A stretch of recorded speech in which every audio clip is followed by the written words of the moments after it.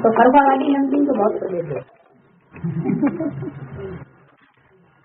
ये फरुखाबाद, नैनपुरी और एटा, यहाँ के लोग तो सारे हिंदुस्तान में विख्यात हो चुके हैं।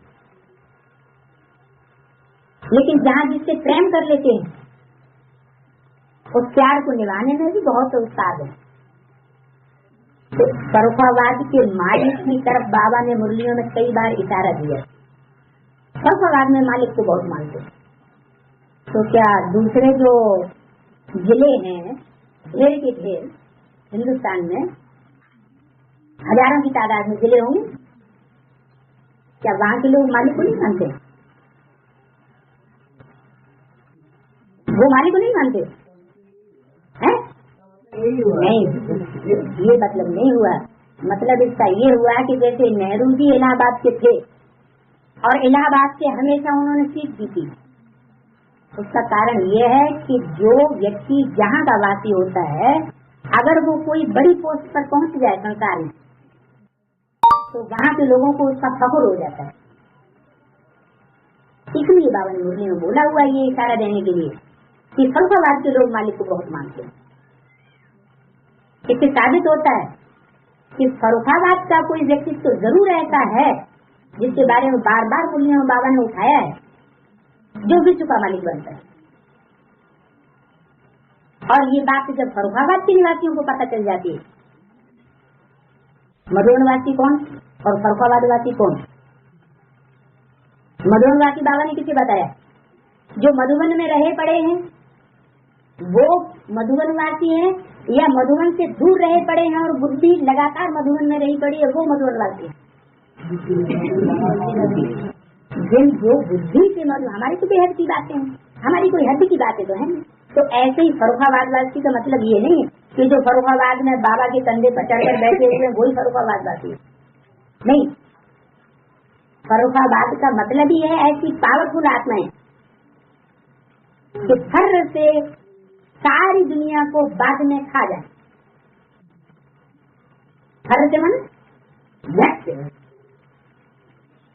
मगरमच्छों का देश है और उस मगरमच्छ पर गंगा की सवारी दिखाते हैं। गंगा कौन सी? जिसका सागर से कनेक्शन वो गंगा, या वो गंगा जिसका सागर से कनेक्शन छूट जाता है, पानी का बहना बंद हो जाता है।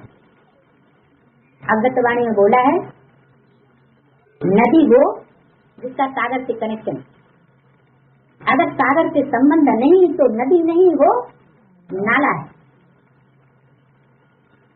तो सागर से संबंध कब कहा जाए? संबंध साकार में होते हैं या निराकार और आकार में होते हैं? कैसे होंगे? साकार में ही संबंध होते हैं ना। सम माने समान और बंधन माना बंधन। समान रीति से जो बंधन बांधा जाता है वही संबंध होता है। एक बिल्कुल गरीब हो और एक बिल्कुल रईस हो, लड़का लड़की का संबंध जोड़ा जाता है तो एक बहुत रईस हो, साहूकार हो, और एक बिल्कुल गरीब घराने की हो, तो संबंध है जुटेगा और वो चलेगा नहीं चल सकता, टूट जाएगा। तो संबंध होता ही है समानता। समान और समीप बच्चे ही बाप के साथ संबंधी बनते हैं, नहीं तो संबंध टूट जाता है। तो नदियां वो जिनका ज्ञान सागर से डायरेक्ट साकार में संबंध है, वही नदी है। मानसरोवर तालाब है, ज्ञान मानसरोवर बाबा ने मुरली में बोला हुआ है, हंसों का वहां निवास होता है। मानसरोवर जैसी झील स्वच्छ पानी की और कोई नहीं गाई हुई है। उसमें से कौन सी नदी निकलती है? ब्रह्मपुत्र नदी। और वो ब्रह्मपुत्र नदी ऊंची ऊंची स्टेज में ही बहती रहती है, गंगा की तरह नीचे गिरकर मैदान में नहीं आती। ऊंची स्टेज में बहते बहते अंत में जाकर के वो भी गंगा में मिल जाती है। फिर ब्रह्मपुत्र और सागर का मेला होता है। तो ब्रह्मपुत्र नदी किसको बताया बाबा ने? ब्रह्मा। अब ब्रह्मा कौन? ब्रह्म माने बड़ी, माँ माने माँ। बड़ी माँ, वो कौन? दादा लेखराज। अगर दादा लेखराज को हम ब्रह्मा कहें तो मुरली में तो आया है कि ऐसी ऐसी बच्चियां थी जो मम्मा बाबा को भी डायरेक्शन देती थी, दिल कराती थी, टीचर बन करके बैठती थी, हम उनके डायरेक्शन पर चलते थे, उनमें शिव बाबा प्रवेश करते थे। ऐसे ऐसे महाभागी भी है मधुबन के कटे हुए, माउंट आबू के।